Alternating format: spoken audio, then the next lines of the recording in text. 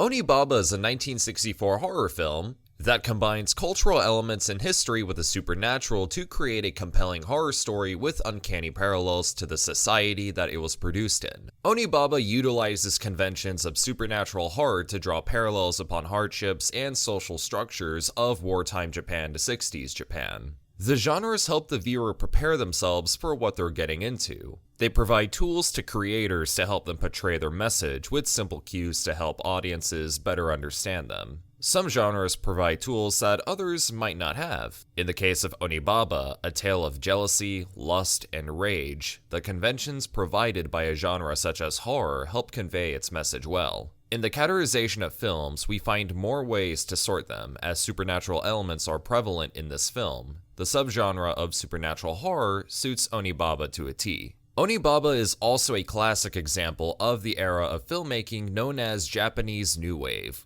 which constitutes films made in that period of turmoil in the 50s and 60s after World War II. It came from a time when the Japanese were questioning their identity, values, and culture. With this period of confusion came new experimental film styles and abstract ideas to go along with the turmoil that Japanese society as a whole was experiencing. Often, the issues discussed would relate to class and gender, both of which Onibaba touches on. Overall, Onibaba makes many stylistic and symbolic choices that pair nicely with its genre to accentuate the supernatural horror that it's achieving. First is the film's use of black and white. The absence of color leads to the viewer's own coloring of the film in their own eyes to add to the tone themselves. This is much more effective than simply producing the film in color. They can decide for themselves what the context of the setting around the actors is. In a story that is trying to create fear, the unknown is a great tool to have to your advantage. This also adds to the vintage feel taking place in feudal-era Japan, so this stylistic choice works very well with it. Additionally, the grass fields are a reflection of the character's psyche in isolation.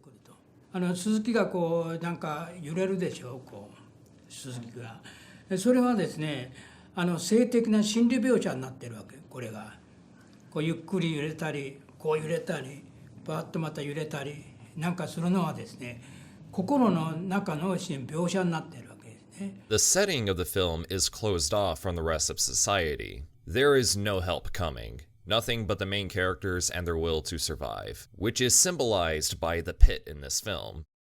According to director Kaneto Shindo, the pit represented how the common people survived. During wartime, the common people caught in the chaos of war simply hung on for dear life. The people at the bottom of society had the mettle to kill others in order to survive. It was this tenacious mindset that Kaneto Shindo wanted to depict, as it was a reflection of reality.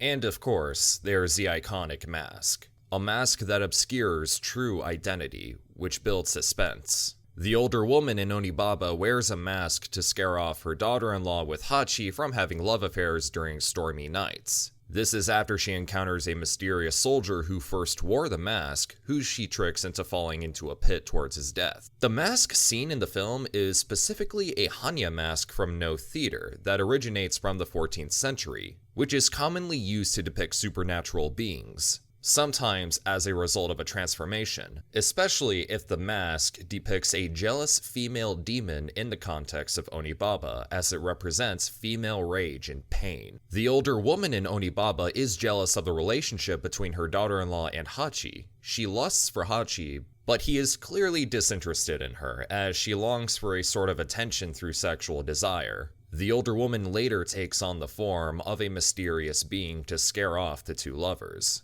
That being said, the importance of the film in 60s Japan to create and forge a new identity was something that filmmakers were very aware of at the time. According to Gomez, the dynamic creativity that was born out of Japan's ambiguous state in the post-war period is fascinating, referring to Japan's status as a country rushing to create a new democracy following a ruinous descent into fascism and war, not long after it had been occupied in the immediate post-war years by the American military. The ability to shape the future of Japan as it has just left behind its last political leadership to embrace democracy. This is what's so important about the film and its place in 60s cinema specifically. If it were filmed today, Onibaba would not have as much of an impact as it did on its audiences back then. This time period was marked with a new age in Japanese cinema. Filmmakers were exploring their creativity through the use of new genres and conventions, as well as soft and hard mixing of genres.